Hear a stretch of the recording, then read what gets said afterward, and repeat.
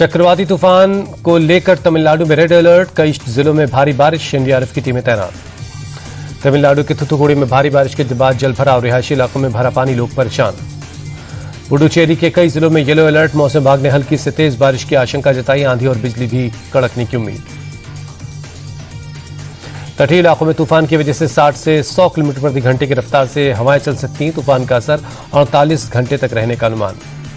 पुडुचेरी में भी दिखने लगा साइक्लोन का प्रभाव, तेज हवाओं के साथ बारिश हो रही है। पश्चिम बंगाल के दक्षिणी इलाकों में तेज हवाओं के साथ भारी बारिश का अलर्ट जारी हुआ। लापता लोगों की तलाश में श्रीलंका में रेस्क्यू ऑपरेशन जारी, करीब 78,000 लोग विस्थापित शेल्टर होम्स में शिफ्ट किया गया। श्रीलंका की मदद के लिए आ गया है भारत, ऑपरेशन सागर बंधु के तहत भेजी गई राहत सामग्री, फंसे हुए भारतीयों को लाया जाएगा वापस। पीएम मोदी के मन की बात का 128वां एपिसोड का संविधान दिवस पर खास कार्यक्रम हुआ। भारत ने कृषि के क्षेत्र में बड़ी उपलब्धि हासिल की। कार्यक्रम में बोले पीएम, खेल की दुनिया में भारत का परचम लहराया, टीम भावना से हर काम सफल होता है। पीएम ने कहा, हमारे जेन जी मंगल पर ड्रोन उड़ाने की कोशिश कर रहे हैं। अयोध्या में राम मंदिर का ध्वजारोहण हुआ। मन की बात के कार्यक्रम में बोले पीएम मोदी, भारत शहद उत्पादन में नया रिकॉर्ड बना रहा है, शहद का निर्यात 3 गुना बढ़ा। पीएम मोदी ने कहा, भारत में शांति करुणा का भाव सर्वोपरि है, गीता महोत्सव में शामिल होने का सौभाग्य मिला। जमीयत के अधिवेशन में मौलाना मद्दीन का विवादित बयान, कहा, कायर कौम की फितरत में होता है सरेंडर, जुल्म के बदले जिहाद जारी रहेगा।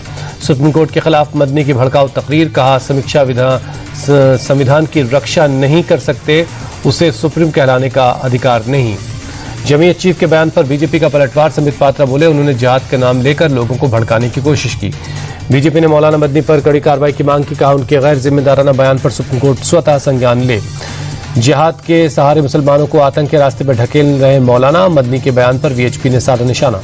हल्द्वानी के मौलाना कासिम को एनआईए ने छोड़ा, 20 घंटे की पूछताछ के बाद छोड़ा गया। लैपटॉप, फोन और कॉल रिकॉर्ड खंगाली गई। दिल्ली ब्लास्ट के गुनहगार डॉक्टर की कस्टडी 10 दिन बढ़ाई गई, पटियाला हाउस कोर्ट ने एनआईए की हिरासत में भेजा।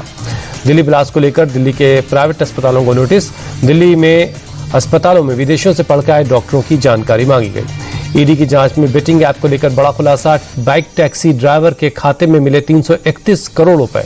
उदयपुर के रॉयल वेडिंग में 1 करोड़ रुपए खर्च किया गया। एमसीडी उपचुनाव के लिए मतदान जारी है। बीजेपी विधायक रविंद्र नेगी ने पटपड़गंज में डाला वोट, कहा, हम अच्छे मार्जिन से जीतेंगे। बिहार में करारी हार के बाद शनिवार को फिर कांग्रेस की समीक्षा बैठक हुई। दिल्ली में खड़गे के घर पर बिहार कांग्रेस के नेताओं के साथ मीटिंग हुई। बिहार कांग्रेस अध्यक्ष राजेश राम बोले, संगठन को लेकर हमारी चर्चा हुई, चुनाव में कहां चूक हुई उस पर नेतृत्व के साथ बातचीत हुई।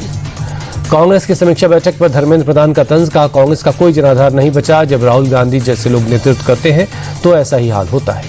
1 दिसंबर से बिहार की नई विधानसभा सत्र का आगाज, पहले दिन सभी 243 विधायकों को शपथ दिलाई जाएगी। 2 दिसंबर को होगा स्पीकर का चुनाव, 3 को राज्यपाल का अभिभाषण। कर्नाटक के डिप्टी सीएम डीके शिवकुमार का बड़ा बयान, कहा, मुझमें और सीएम में कोई फर्क नहीं, पार्टी अध्यक्ष होने के नाते मुझे अपनी लिमिट पता है।